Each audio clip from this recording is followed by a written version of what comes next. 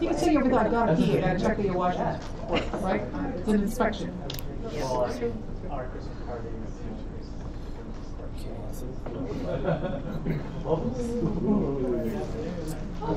it's on. Go just check that it's live.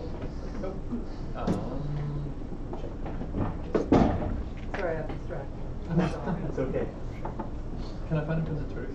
Yeah. Turn my phone off so it doesn't beep. If you want to check that here, maybe we get one of those like chippy.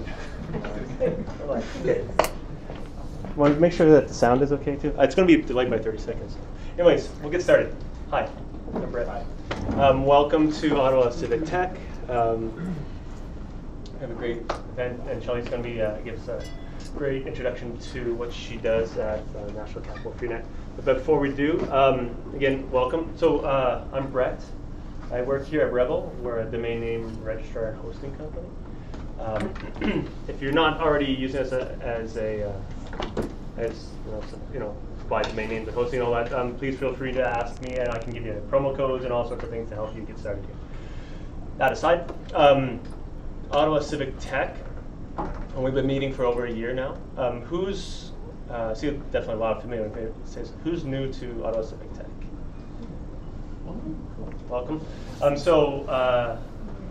This group, we get together to talk about things where the collision of citizens and technology and how people can help and contribute to a better society. And we've had these meetings for about a year, and the first week, more than a year, the first Tuesday of every month we'll have a speaker. Last month we had a great panel at Bayview Yards. We had, who can remind me who was there? I know Aaron Snow was there. Oh, go ahead. Hillary Hartley, was she there? Yeah, she was there in attendance. She watched, but she had a colleague there. Ebony Seger from her team. And we had Aaron Snow, and we had Mark Renee DeCotric from the City of Ottawa. From the City of Ottawa. And they talked about civic tech at municipal, provincial, and federal level. Okay, so tonight we have a speaker, Shelley, and after that we'll then break off into project groups and maybe find some time for some project work. And then right after this, we'll just do a quick introduction, and I'll say who we are and why we're here. But anyways, that's it for me for now. So, Shelley. Great. Hi. So I'm Shelley, and I'm Shelley Robinson, and I'm Executive Director of National Capital FreeNet. Has anyone been a member or is currently a member? All right, a couple people, that's awesome. So we started in '92 officially, but launched in 1993, February 1st, 1993. I wasn't in Ottawa, I wasn't involved, I didn't know FreeNet existed till 2015. So skipping ahead till now, and then I'll jump back for a second. So we're a not-for-profit internet service provider here in town, but we're also a digital literacy organization, because the two we have found you can't do one in our business without the other. So we have about 3,340 subscribers as of 2 hours ago when I looked. And we call them members. I'm saying subscribers to differentiate, because we probably have about 5,000 members total. So anyone who is not a subscriber, you can be a member by just saying you want to be a member because you support the kind of work we do broadly. We have free locally hosted email. We actually still do have some dial-up, which is how we started. We have about 100 people around there who are still using dial-up, and we do some very basic web hosting. And so there's a cool site on Expo 67 stuff, including a whole bunch of audio clips from radio ads at the time and stuff. So that's hosted. That's the kind of content. So our mandate, as we describe ourselves now, is that we believe that everyone in the region should have access to the internet. And we define access to the internet as saying it has to be affordable, it has to be high quality, people have to understand how to use it, and they have to feel safe online. And we came to that because, okay, this is where I'm going to jump back. 92 we started, 93 We were the first ISP for sure in Ottawa, and we started as a community portal. So everybody was just talking to other people in their neighborhood and special interest groups. Oh, and I brought, we made an analog book for our digital business. So I brought some copies if anybody wants them. They're free. They're thick, but they're beautiful. And so this is why I know all these things, even though I didn't know about it at the time because we put together the book. So I was just going back to double check the numbers. So February 1st we launched in 93. By the end of 93, early 94, we had 60,000 members on dial-up. And at the time we were facilities based because we were we didn't own all of the phone lines that we were using for our dial-up access, but we were the ones who were arranging it, and we had partnerships, and so it just felt much more like we were facilities based. We got so popular that people had to be limited to 10 minutes. And so again, it started with all these special interest groups, and then people started doing Usenet and sort of going to the wider web. And so then we kind of got eclipsed. And then we survived, so it's all in the book. So one of the things that I think is interesting is the things that we faced 25 years ago are still super relatable now. So in the book we do a chapter on controversies. So there was a guy who was on one of our discussion groups, and he was on parole, and he was talking about antique guns. And so he was talking about antique guns in the context of a friend of his wanted one, and it was in upstate New York and whatever. And the RCMP were also on that SIG. And so they saw this guy, they knew he was a parolee, they misinterpreted this comment, and based on what he said on our discussion groups, they threw him in jail. So like these are the kinds of things. We also had an online hate speech charge against one of our users who was uttering death threats online against another one of our members. So all of this stuff, we had charges of people trying to spew hate online, and there was a controversy about people trying to distribute sort of suicide directions online, and is that an appropriate place, and what about freedom of speech, and all of the things that we're grappling with now, we grappled with then. So we did it, we were all very vibrant, and then we kind of, like a lot of long-standing organizations, went into a kind of hibernation. So 2005 is when we got DSL. So we were selling 6 meg, and we're a Bell reseller, and we still are now. So now our speeds go up to 50 meg. And so part of what I'm hoping is that people have some questions. I feel like one of the things that's useful about being a not-for-profit is I have no proprietary interest in not saying that we have 3,340 subscribers. It doesn't make me feel small or weak or bragging or nothing. It's just, it is what it is. And we report on it every month in our board meeting, and then we release the minutes to the membership. So it's a, so the CCTS is the, I always forget what it actually stands for. The Commission for Complaints for Television and Telecom Services. So they just had a report that we had to fill out, and they were like, please send us this information. We won't share it with anyone. We know it's proprietary. It's and I was like, oh no, here's a link to our publicly posted financial statements. Like, here's all the stuff. So if you have questions about because I'm hoping we can be, so we used to be forefronty, is the sort of term I like to think. So we were the biggest ISP in Canada at one point, the first ISP here. And when you're the first, you're introducing people to the technology. So we had a bunch of people who already knew about tech and were keen to try it out. And then in turn, we're teaching people who knew nothing about tech how to adopt it. And then what's happened is we still have some forefronty people who like to use our services, but we have a really long tail. So we have a ton of people who use our services, and they have that's weird, functionally low digital literacy skills. And so that's where this new mandate came from so we found, and I have terrible stories about people who have been paying for their internet connection for months and months and months, and then they come in and they're like, I meant to come in earlier, I've been really busy, my internet hasn't worked, it's like November, since April. And we're just like, what? And then we look it up, and it's been working fine, but there's some minor issue. So it's like an issue with their device, or some relatively, we've had people who call our help desk, and they're like, the internet doesn't work. That's how every call starts. And it's because, the URL taskbar, the setting changed and it's no longer fixed, and so it sort of looked like it, receded, and then they don't know how, and then I found out just recently, because we started as a community portal, we still have some members who believe that the way that they access the internet is by going to ncf.ca and then using our website to jump. So they think that that's what they're paying for. And we don't want to exploit that. we want to fix that. So some of the projects we've done, I'm just trying to think, because I think it's what we've actually been working on that's cool, because it's been super challenging and then somewhat rewarding. So a good one we have right now is, so I love writing grants, and the key to a good grant is narrative and good titles, and this has a terrible title. So the grant is called Access Equals Skills Equals Opportunities. It was a bad day.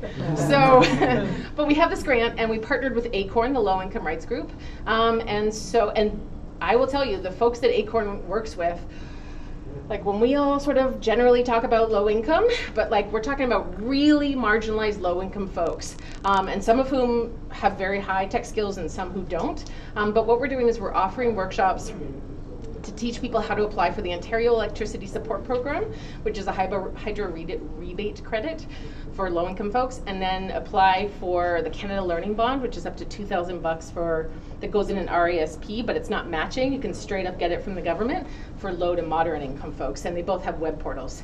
And so we get some folks who come in and I think they come almost just for the community and because ACORN called them and they were like, okay, I'll come and I'll apply in this context, but they don't need our help at all.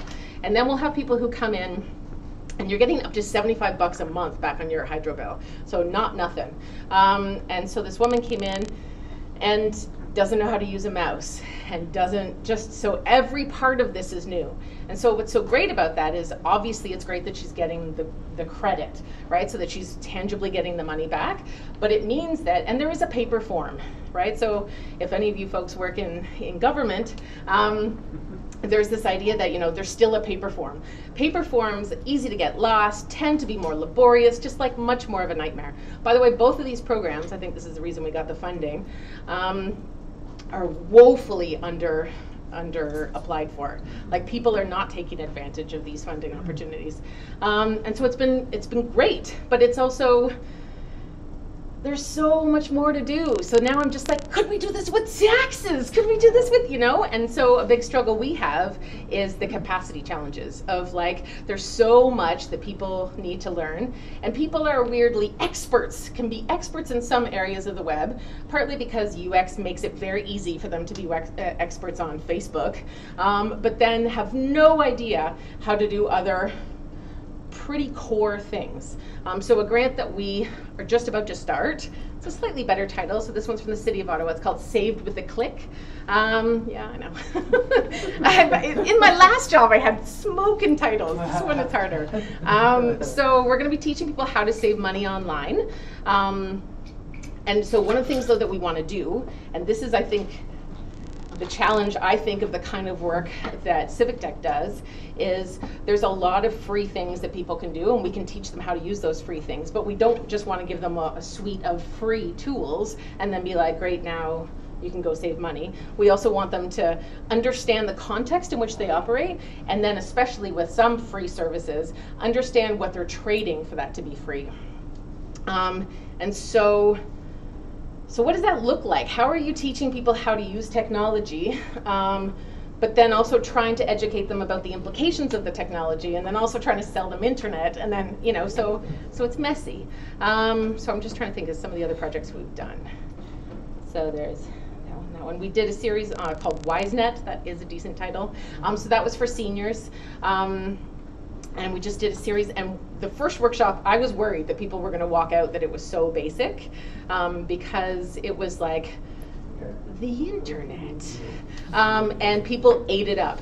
And I think it's not that they didn't know some of those things, but I think that people are just dying to feel like there's a credible local source for information. So the other thing that I think is really valuable about doing this stuff locally, in fact, I just got an email today from somebody who was like, I love that I can come into your office and talk to people, and so we get tons of walk-ins, and people who come in and they want to talk about their connectivity issues. It would be easier for them to either email or call us, but they want to come in because they want this bigger picture.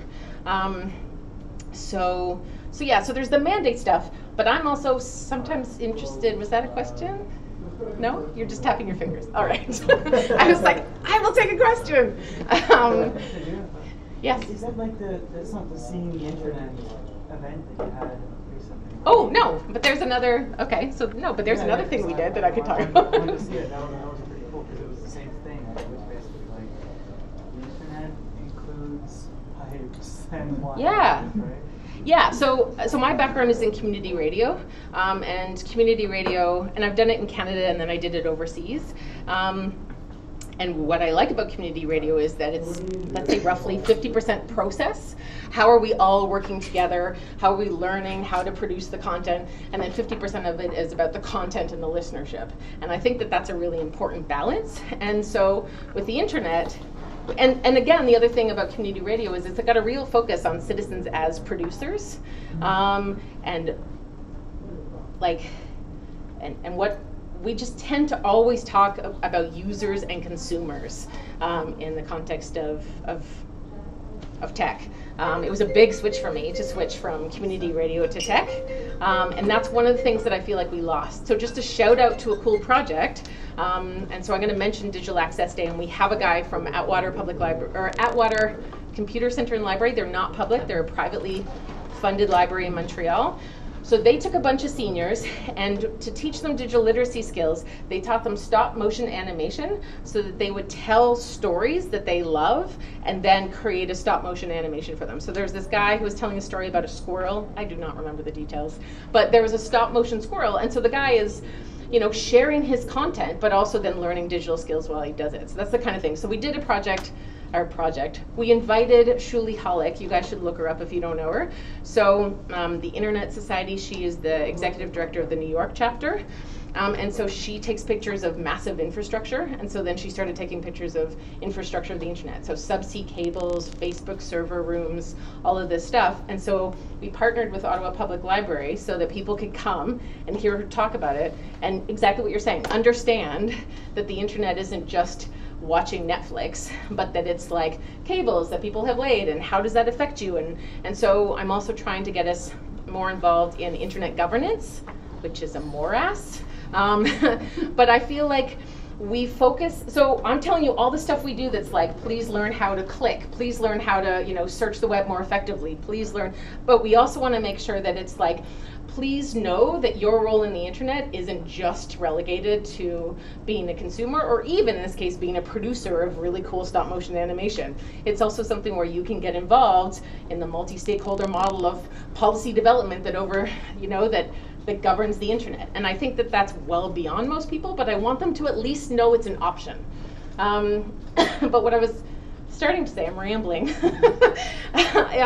So I came from community radio, we did all this great stuff, and I wanted to transplant that here, and that was awesome, and it's hard, and it's way harder than I thought it was gonna be. And that's because it's a social enterprise, and so we charge money, and I expanded our hours, and then it's like, do we have staffing for those hours? And then it's like, we have contracts with Bell, and then those contracts change, and then there's all these regulatory changes that are coming down the pipe, and how do we stay on top of that, but stay sustainable, but keep our mandate of trying to keep our prices as low as possible, while also, you know, trying to get money for, it's a lot, and I'm not complaining, but I'm saying, we can't be the only place where that's happening, and I think I think it's one of the challenges, especially like social enterprise probably generally, but certainly in the tech space, is how do you make something a going concern and then also still fund the good work and just, you know, keep all the balls in the air. And yes. See how excited I am for questions? I'm like, please stop the flow. Yes. So let's talk about the city and its library. Okay. What the heck are they doing? Because my perception is the libraries are doing SFA. Okay. And the city could give an FF. Right. Right? Is it my imagination? I had trouble coming up with the FF part. So I mean, I just got money from the city, so you know, like that's a thing. So OPL, Ottawa Public Library. So we started with their support, and they actually have a newly minted. Well, she's probably like 6 months in the job now. A digital literacy librarian who's super passionate. In fact, it'd be worth trying to like embroil her in the community. So she contacted me because I was on The Current randomly talking about net neutrality, and then made a throwaway reference to some of the workshops. And then she called me and she was like, "We want to host those workshops." So I do feel like they are starting to try. Like 20 years too later than everybody else, right? I mean, every other library system that I have heard of has regular, rolling, monthly, you know, learn how to use the computer, learn Excel, learn Word, you know, brush up on your PowerPoint skills, do research. The Ottawa Public Library, the only thing I've seen is like, you get some kind of semi-paid access to Ancestry.ca. Right. Oh, well, I do know Ottawa PC Users Group has done more than 500 workshops. They got because I got them to do some workshops for us, and I know they won because I was drawing up their bio, so they won, or at least one of them won an award from the mayor for all this, because they give out computer workshops in libraries across the city. So there are some things. I definitely think they could do more. I'm interested when we start talking about when I get like, it's a big messy ball, how do we untangle it, or keep it all afloat, or whatever I said. I think the library is going to have the same challenge. So I'm interested because Ottawa Public Library and Toronto Public Library and London Public Library and probably others are starting to loan those Wi-Fi access points for 6 months. And I was just like, that is awesome. Like, I don't care. I'm not competing with the library. So I was excited. And then I started to think about it, and I was just like, I know the demands of what it takes when people get internet, right? And so just like what I said, they're like, it doesn't work. Why? I don't know. Is it their device? Is it that device? Is it the combination? Is it a million things? And do we want libraries to be in the business of having to help people with their connectivity issues? Maybe, but then how are they going to keep that ball afloat, you know? So that's kind of, yeah. So I think they could do more, but I think they are also really gearing up. Yeah, and my hope, so people talk a lot about municipally owned ISPs, and I'm going to be on a panel with a dude from Olds, Alberta. So this is the example that everybody talks about. So a rural area, none of the big incumbents wanted to go and lay fiber there. So they lay the fiber with the intent that they were going to then lease it to the big guys, whoever. And then nobody wanted to lease it from them. Because they were sour grapes. And so Olds started to decide to run its own ISP. And everyone's like, this is the model. But then I just heard about this thing, I should know more about it, but called Open Access Networks, which people here might know more than I do. But apparently in Sweden, for instance, the fiber is so good that you can go and they'll be like, you can be connected with the ISP of your choice from a list within like 3 minutes. Because it's just like all the infrastructure is there, and then that is sold to a bunch of organizations. You know, I'm a not-for-profit, so not likely like me, but some like me and some more traditional commercial ISPs. And then they differentiate on all the ways that they differentiate service and price, but within, you know, probably a narrow margin. And then boop, and you've got the service. And those are the kinds of things that I also think we should be talking more about, right? It's like, how do we make it so that more people have access, and we're not competing so that, you know, some people are in condos downtown and are choosing between 1 gig service, you know, packages, and then some people are in rural areas. I literally got an email, I can't remember if it was yesterday or today. It doesn't matter. I just sent out my newsletter. That's why I'm suddenly getting all these messages. And somebody was just like, I love you guys. I'm sad that I'm going to move to the country and I'm going to lose you guys. And so I would also love to be able to expand and get back to being a facilities-based ISP, but then that requires a huge investment, which then is also a government piece. Yes? Going off of that, are you looking into anything about mesh networking? That's a great question. So, so on our start page, which is what you see when you're a member and logged in. It's very old school. Our website we are working on, just for anyone who has looked at our website recently. And so all the CBC articles are there, and there was the CBC article about the New York mesh. And so members immediately started calling and being like, are you guys doing mesh? And like, I'm keen on doing mesh. I was like, do you have any, can you help us with this? You should do it. And I was like, okay. So, You're a service provider? Yeah, exactly. So I'm keen on it. I want to pay, Sorry, what's mesh? Yeah, go ahead. Well, mesh is, instead of having these cables underground or whatever, it's boxes. And they can be, like on the downtown east side of Vancouver, they have them multiple places around downtown, and it's it's Wi-Fi. Okay. But it's like a co-op Wi-Fi. And there's like a fiber backhaul, and then it reinforces in a mesh network. So if one sort of portal goes down, the mesh is maintained. It doesn't necessarily have to be fiber, though. I'm working with a company in India that is actually using it off cell phones. Oh, wow. It's an app on a cell phone. Wow. Yeah, everyone shares off a little bit of their bandwidth, and it all comes Right. together like over a net over the whole city. It apparently works really well in rural areas too. And northern, yes, a guy I went to yeah. high school with is doing this in Maine. Nope, No? in Labrador. Yeah, well. Did you just say? I thought you said Maine. Maine. Maine. Labrador, Yes. yeah. Yeah, they have. They're using something called Right Mesh. That's it. Exactly. Yeah. It's a crypto. It's based on the blockchain too. Yeah. So rightmesh.io. They launched this Yes. pilot in Maine. Yeah, Dan Gillett. And if somebody Maine. uses Yes. your node from your phone, you get cryptocurrency. Oh, that I did not know. Yeah. All right. It's super complicated, of course. Yes. It's neat though. And it's forefronty. So what I was going to say is this is the kind of thing where, we're trying to keep up with the long tail, and then let's do some, the business we've got now, and then let's do some development and where things are going. And that's good for us as an organization, and it's good for, everyone. But I want someone to pay me to do it, which means because I just can't get the margins to do that kind of project. So that's where the funding comes in. If it's from, I don't know, whatever level of government, but that's the kind of thing where I think people should be throwing money at ideas. And a shout out to Sierra. So there is not Mesh, but a project, so Shabukto Community Net, so it's like us, but they have no staff, so that negatively affects things. But based in Halifax. So there's these towers there, they're half municipally run and half provincially run. And they're mostly for seniors, but there's other folks too, marginalized groups. And so they did point-to-point with a fiber backhaul in this case. So from the university they got fiber, then they beamed, and then they got 15 megs synchronous up and down. And they were selling subscriptions for $125 a year.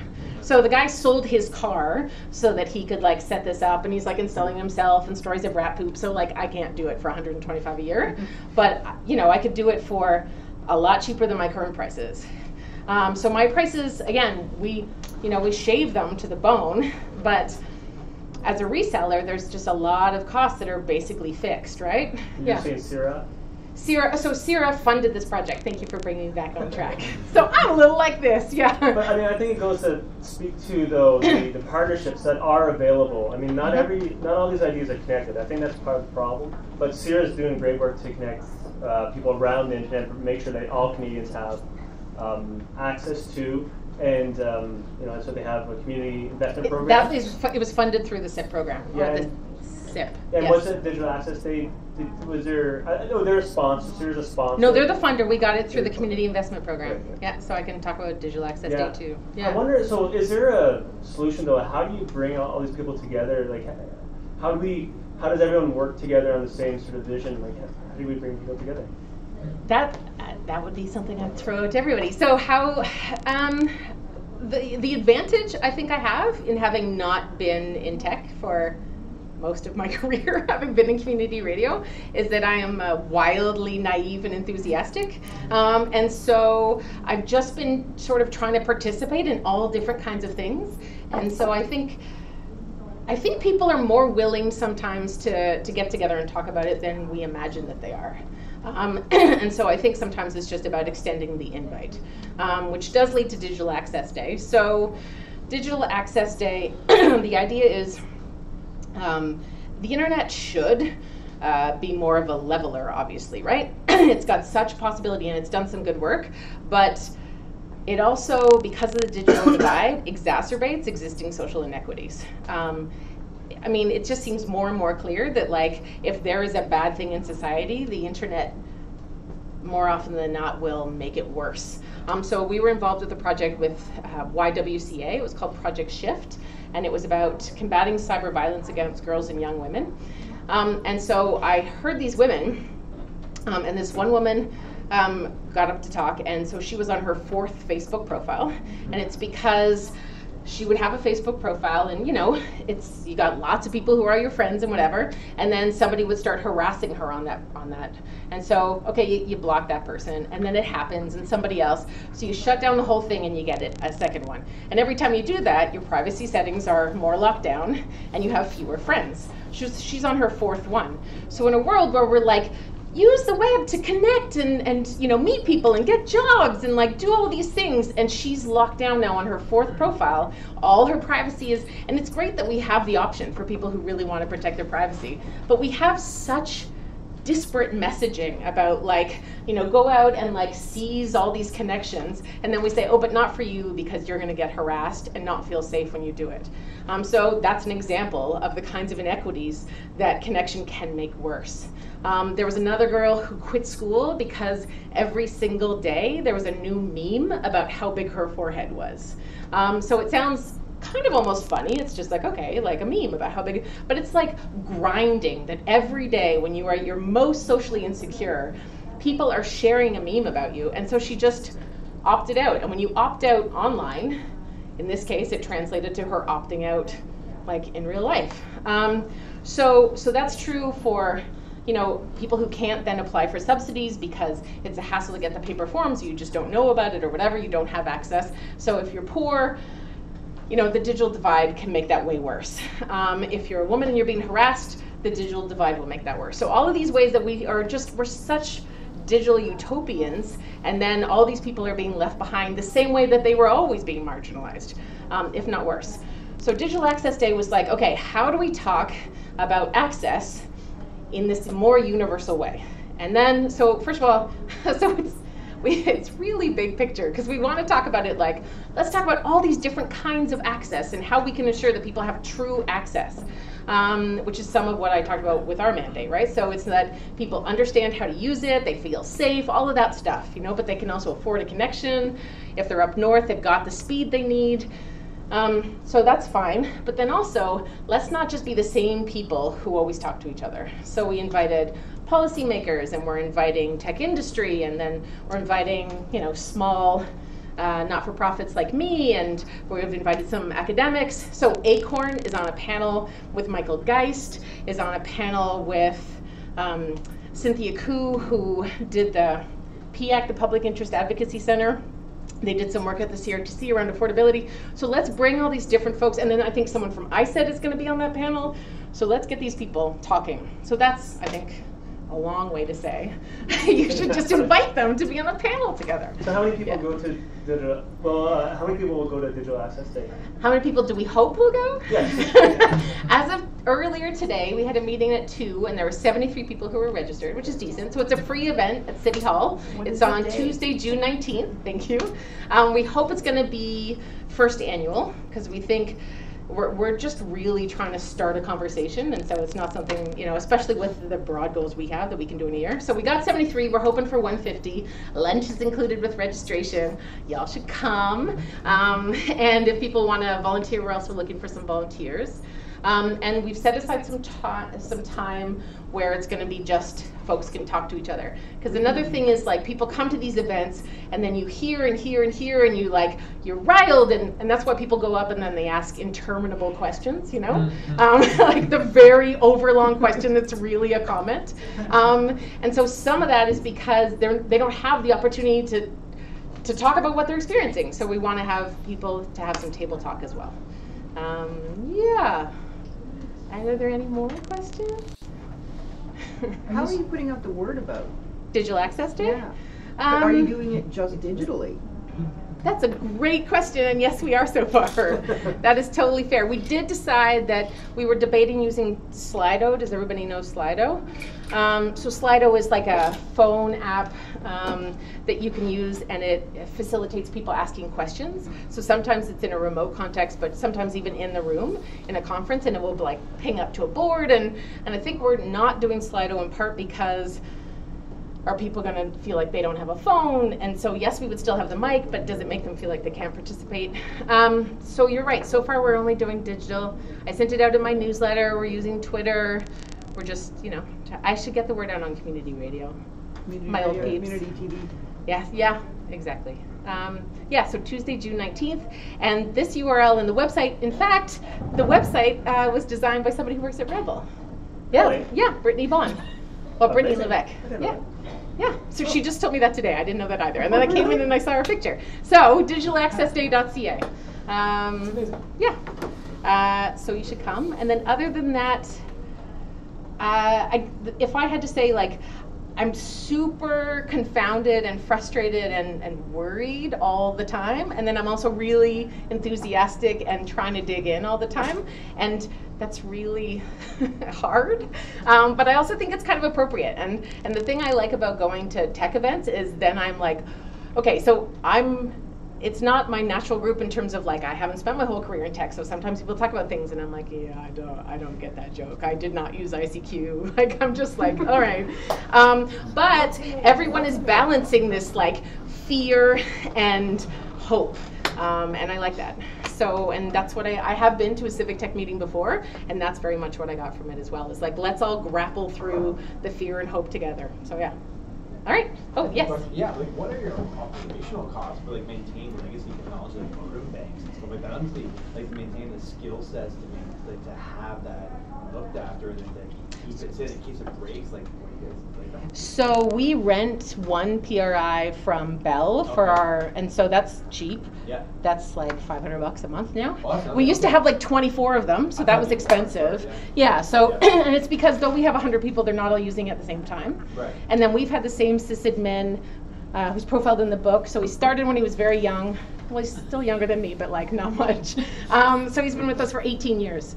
So we just kept his skills. Like they were like he had them, and now he still has them. Yeah. So we didn't have to like teach anybody. He just remembers. So he's your legacy human being. Exactly. He would not love that title, but yeah. And he's also developing all the new stuff. BioWare. Yeah. And and we're trying to sort of grow as an organization, and that's good. We just upgraded to we bought 2 10G routers, which is very expensive and scary, but exciting. We upgraded our network with Bell. We're trying to investigate cable. We want to get in on fiber to the home when it becomes available. We want to look into point-to-point and wireless mesh, like all of this stuff. So we're trying to, stay relevant. All right, anything else? Oh, yes. I created an account in 1999. All right. Is it still there? Yeah. So you can get it back. Anybody who wants their old account back. So one of the things I will say. So I've been offering this out to people. And one cool thing that I think we did that is related. Again, I'm just going to use this as a jumping off point. So the short answer is yes. If you contact me, I can get it back for you if you want it. But we've also undertaken some data minimization because we're trying to be mindful about privacy. So we used to have everyone's birth date on file. So when people used to ask me, I'd just be like, great. So what was your address at the time? And like a lot of people can't remember. So I'd be like, okay, what's your name and what's your birth date? But now it's harder for me because we scrubbed all the birthday data, but I'm sure I could still find it. Yeah. And if you know your ID, then more's the better. Sometimes people are fuzzy. All right. Any other questions? Taylor. Yeah, so I like all of these advanced projects, and I think if you could get like people to get involved in them, it would feel so meaningful because they would know that they're actually contributing to an actual network, right? Not just like some kind of great discussion in a room. Yes. Have you considered farming out some of those projects or like crowdsourcing some of those projects? Right. A request for proposals, for free, for no money, but computer science, or there's like a networking program that's at Algonquin and Carleton. Yep. Do you want to come in and try to use our network to do some X, Y, or Z? I'm sure it wouldn't be irreparable damage. Maybe we get it right. So we do have volunteers, I forgot to mention. So on our help desk, we have a blend of volunteers and staff. We actually won a VOSCAR, which is the Volunteer Ottawa Oscar. And it was the best nonprofit volunteer program. But right now we have 4, 5 dudes who are all retired and have been doing it for a while. And they like it and they keep coming. But it's hard for us to get new people because of staff capacity. And so, this is, again, I'm going to use this opportunity to ramble a bit. So I used to run the National Association of Campus and Community Radio Stations, and this would be one of the things I would put as a challenge to Civic Tech, actually. So stations that started and were super passionate and then were all volunteer run were amazing for 2 to 5 years. And then it's hard because people like burn out or they don't have the time or the capacity or whatever. And so we have invited some volunteers in the past to do some stuff with us, and like, they're just not there all the time, or their lives get busy or whatever, and they just don't. And so what we need is, and so I'm hoping I can get funding, and the funding will pay for staff, and the staff can facilitate volunteering from the community. Because I feel like if we have the staff structure around volunteers, then we can take better use of them. Because a lot of people want to help right now, and they like really want to help, and I'm just like, whoa, you know, like, that's awesome. Please let us develop a whole program. Yeah. So the short answer is yes, we should do it, and then the longer answer is like overtime. Yeah. All right. Yes. I think on one of your last mandates, you said keep people safe while using the. So they feel safe. Feel safe. Yes. How do you go about that? That's a great question. So old school, we have an inbuilt spam filter that we designed. And so it's the red mail, yellow mail system. So that's one of the ways. It's amazing how unsettling a lot of people find spam. We get calls about spam all the time. So that's one way. The project we did with YWCA, where it was broader and trying to look at how do we make women feel more safe online, that's one of them. Scrubbing our data in terms of data minimization, you know, trying to make sure our encryption is all really good, and all of that stuff is how we sort of, you know, keep people safe online. And then workshops, so we're trying to do things with like internet safety and security so that people understand and then can feel safe. We have some members who really limit what they do online because they don't feel safe. And so we just, and all our packages are in limited use. That's the other thing, because again, we want people to feel free to use the internet.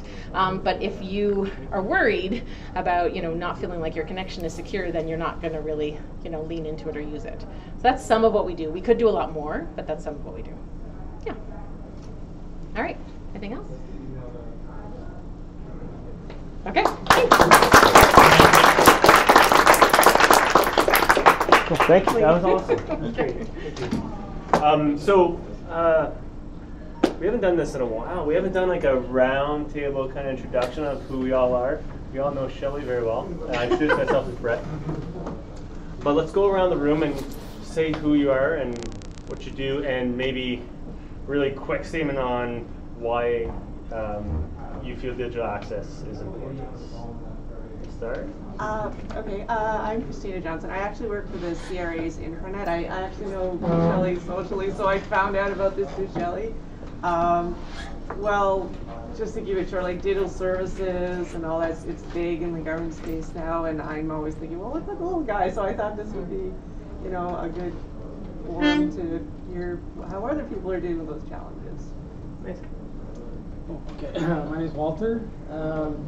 I do 2 things, consult on technology, commercialization, etc., and also partner in holding an annual IoT, Internet of Things conference, which we held a 3-day conference last April, so we're now in this cycle of planning the next one. So if anybody knows about topics or wants to hear specific things for the next one, let me know. Digital access, well, it's just democracy, right? You have to be able to communicate with people and put your thoughts forward. Oh, I'm Xander. I'm a Ruby on Rails web developer. Why is digital access important? Andy Clark and Chalmers have this great paper called The Extended Mind, which talks about how the tools we use are really part of our mind. We often think of our mind as just like the wet, squishy stuff inside of our head, but it's the notes you have, the environment around you are very much all about your capacity to do things. And so by depriving people of the internet, you're really depriving them of an incredible resource that can extend their potential. And when you do that, we all lose out. So that's what I think. That's amazing. What he said. My name is Matthew Darwin. I'm a software developer. I'm recently spending a lot of time working on the EOS blockchain, which is going to launch very soon. Yeah. I was a volunteer with the National Capital FreeNet way back in the day. I have an AA. I had an AA. Wow. But sorry, that's a big deal. I guess yeah, I think digital access is important because, well, it's fundamental. I mean, everybody needs to be online in one capacity or another in order to participate in democracy. Hi, my name is Paul LaRue, and I work for an American data communications company. I've been doing this for 18 years now. I've designed some of the largest wireless and wired networks across Canada, including large data centers for Government of Canada, defense, and other private industries. And I'm here again. He summed it up. I can't beat that. Hi everyone, my name is Taylor Bentley. I work for the federal government, management, policy, and governance at the Department of Innovation, Science, and Economic Development Canada. I think digital access is important, mainly because of the governance piece. And when I had the pleasure to teach people, it was just like, guys, you could all be involved at ICANN, and it would be so great. But it's really just that potential to be involved, whether or not it's exercised, I think is something that's extremely underappreciated and ultimately very empowering once you kind of get that message. I'm Lucas. I'm a sometimes student and sometimes not student. Right now I'm not a student. And I work at the Canadian Digital Service, which is kind of a new team in government trying to improve how services are delivered to Canadians, and I do various policy things there. Digital access is important. For better or worse, a lot of things are moving online, and it's important that we help people along in that transition to online if they want to make that leap, and kind of do it in a way that suits everyone's kind of individual characteristics. So I think initiatives like Digital Access Day that kind of tailor to different communities and different needs are important in recognizing that digital shift. Alright, so I'm a little bit different than everyone else here. I came in a little bit late. My name is Farzeen. I'm in the Royal Canadian Navy as a logistics officer.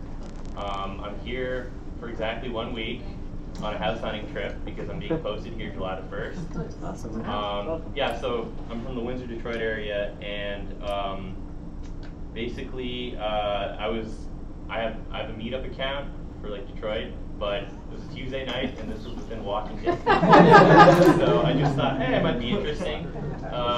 My background is in administration, training, and recruiting.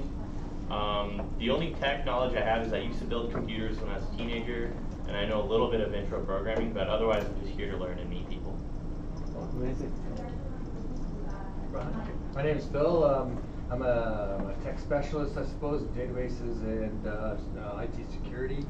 I'm in a bit of a reboot right now, so I'm just trying to figure out ways where I can contribute. So, and learn from you guys on this edge.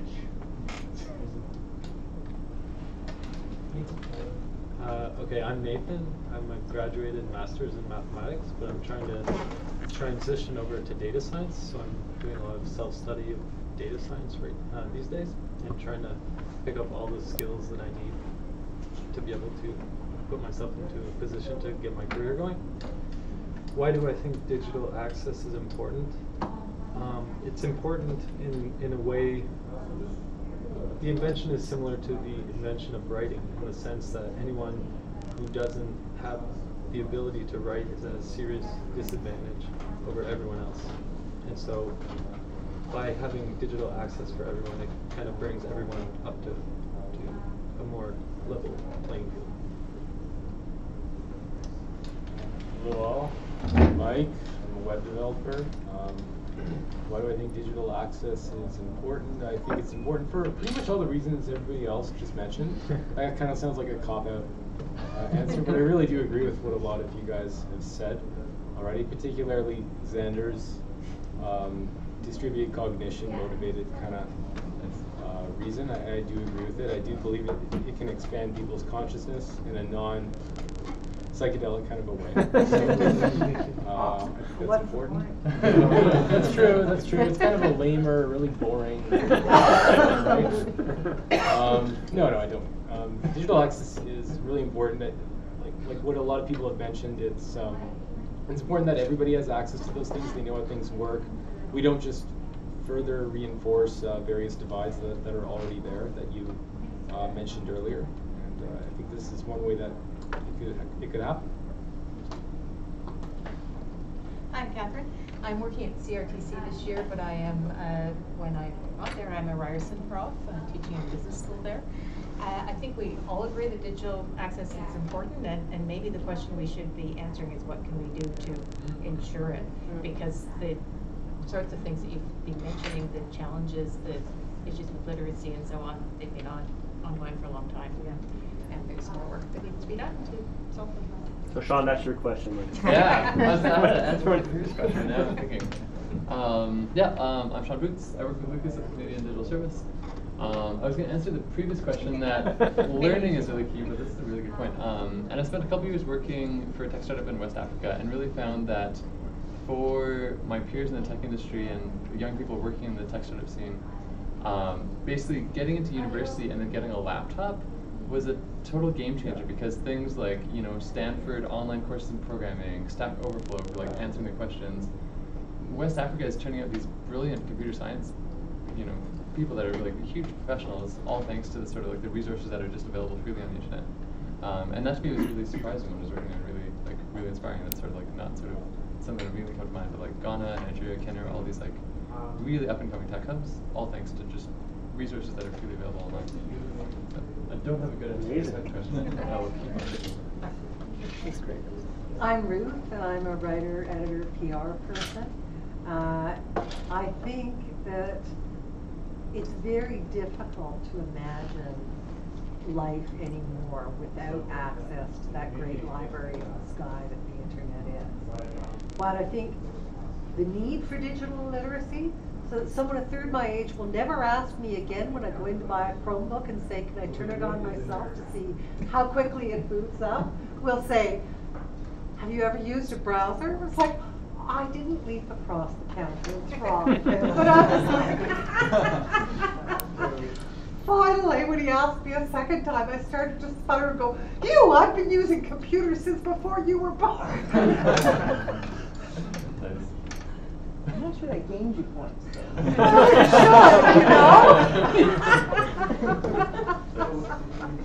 I'm Lorraine. I am a digital journalist specializing in hacktivism. I used to write a lot about Anonymous, so I'm currently unemployed. I was doing a lot in blockchain, and then the price of Bitcoin tanked, and now I'm not doing that anymore. But I used to, when I lived in Vancouver, teach courses to the extremely marginalized, like literally the homeless, on how to get online. And what was remarkable to me was that they really embodied this digital revolution promise.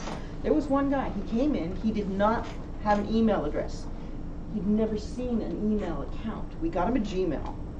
And this was for my introductory WordPress blogging course. And I'm like, you don't have an email. Okay, take 5, everyone.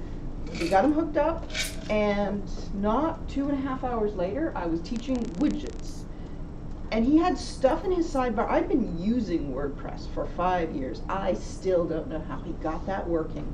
It was amazing. He had complete beginner's mind. He had no idea that he couldn't do this stuff, and he just went for it.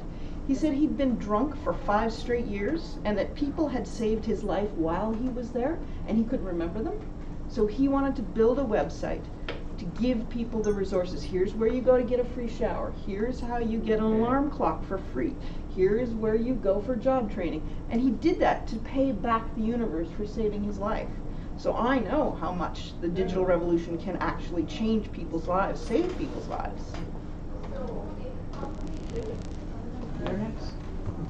My name's Kofi. Not really important. It's hard to say something that hasn't already been said, but I'm just new to Martin, so I'm open to hearing what you guys have to say. My name is Miranda, and I got involved in the FreeNet in the 90s because my mother had been involved in public TV and my grandmother had been involved in public radio, so I wanted to be involved in public internet. And I'm involved in the digital divide issue because I don't believe in haves and have-nots. So Matthew and I used to do public sessions at the library every month, and it started from take your computer out of the box it came in and took them to here's your email account, here's how to use it. So I'm a former board member, and I remember we were talking about how to get access to people in community housing. So I'm really excited that you've finally gotten there, but a little sad that it took 20 years. So I'm excited to see how much progress you've made, but I'm also aware that we've got a long way to go yet. Nick Shawning. I work for the government. I do software for other software developers. Open access kind of interests me just in the fact that, like, you know, allows people to interconnect with people they wouldn't necessarily get to meet in real life. You can meet people overseas, different skill sets, different backgrounds, teach and learn different things that you wouldn't have been able to do with pen and paper necessarily, or it would have been a very long conversation in an analog world. We have one from the live stream, which is so cool. What? Before, but Juliana, who works at Shared Services, Accessibility and Adaptive Technologies unit, she says, I think digital access is incredibly important because it allows for fuller participation in society. It provides a more inclusive environment and access to services across the country. Thanks for that.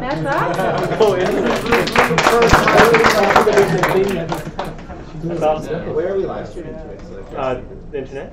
All of it. It's on YouTube. Oh, so we have a new YouTube channel. Yeah. So the one of the last ones was live stream too, and so this one's live stream, and maybe future ones. Okay. Like there's a new YWCT YouTube channel. We'll get them on the website. We should get on the website. Good. Thanks, Sandra, for making the website. Denise, did you want to introduce yourself? I guess so, sure.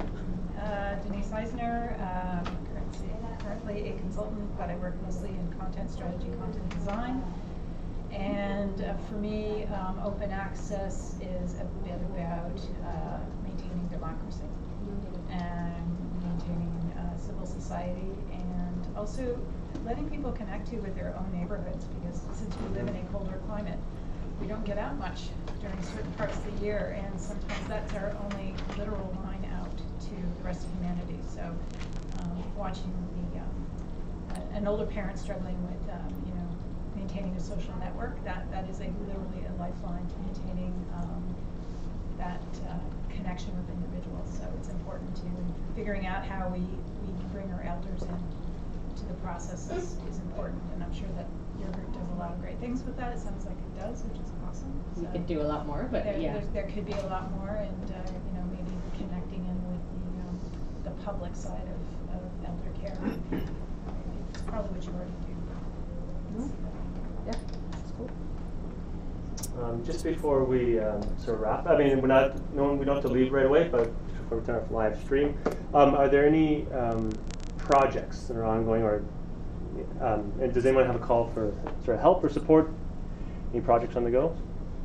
I have one. Yeah. I used to be the social media director for the Pursuance Project, which is a project from Barrett Brown about creating a suite of encrypted tools for activists to collaborate. It's sort of like Trello, sort of like ICQ, sort of like Slack, all of that sort of thing put together, but in a very safe environment.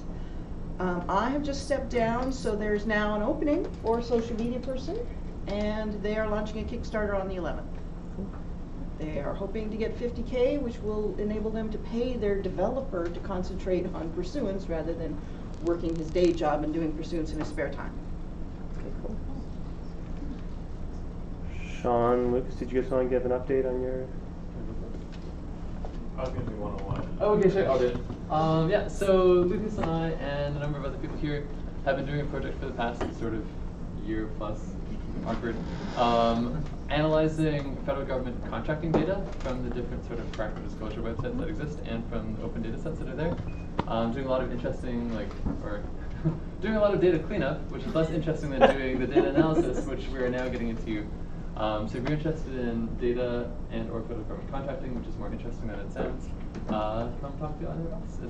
It's a lot of fun, and we're kind of on the home stretch of getting the data together and then figuring out what kind of stories we can learn from this, like seeing different trends. For example, we just sort of categorized it all by financial quarter and realized that the Q4, when everyone talks about government departments sort of spending all the money on the door, it's like this giant blip every fourth quarter, which is like, you can see that in the data. That should be obvious, but it's kind of cool when you actually see it. So, yes, data. It's a heartbeat. Yeah. Yeah, it's the heartbeat of the government. That's an interesting metaphor. Did someone whisper 101 too? Yeah, so we kind of have a session we do for folks who are first time out at Civic Tech, where we walk you through what Civic Tech is about and how you can contribute here. So if anyone would be interested in going through that, I'd be up for running that tonight. Cool. Yeah. Quick thing. You reminded me of Kickstarters, and Erin Kennedy, who presented on robot missions about a month and a half ago, she has a Kickstarter going on right now too, for the robot missions municipal trials. We can share the link around, but it's happening. There's 6 more days to go, which is a little bit soon. So if you guys are interested, check that out. Yeah. Cool. Last thing is, so we'll be here at Rebel for the month of June. We'll be here next week for sure. We don't have a speaker per se, but it'll be a project night, so everyone's welcome to come and hang out. And of course, always great conversation. But then if you want to work on a project, you can do so here. And then the week after, same thing. Maybe we'll find a speaker then too. But then on the 26th, we'll have do a pub night. We'll go to, I think, Tavern on the Hills, the current sort of suggestion. Everyone's welcome to come have a beer and more good conversation. But maybe outside. Be good.